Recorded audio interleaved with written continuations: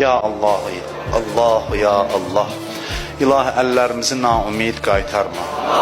Amin deyən dilləri lal öldürmə. Bağışlamamış bizi bu dünyadan aparma. Bu günü bizə mübarək elə. Dünyada İmam Baqir əleyhissalamın ziyarətindən, qiyamətdə o həzrətin şəfaətindən bizi binəsib eləmə. Öz evin ziyarətin, Peyğəmbər, Əhl-i Beyt ziyarətin bütün arzusunda olanlara bu cəmə qismət elə. Bu il Kərbəla ziyarətini bütün arzusunda olanlara bu cəmə qismət elə.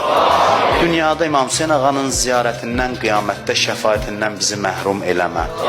Bizi bundan artıq bir-birimizə mehriban elə. Bizi şeytan, nəfs-i əmmarə şərrindən hifz elə. Hər kim hər vasitə ilə, malı ilə, canı ilə, elmi ilə, hər yolla sənin dini və xidmət göstərir. Dünya və axirətlərin abad elə. Bu dinə, İslama, bu xalqa, bu millətə xəyanət eləyənləri zəlil elə. Kimlər ki bizdən dua istəyiblər, iltiması dua deyiblər, hamısının hacətlərini rəva elə. Ömrümüzün axırınacan bizə halal, minnətsiz ruzi mərhəmət elə. Qiyamət günündə günahkar gözlərimizi, günahkar qəlblərimizi cəhənnəm odunda yandırma.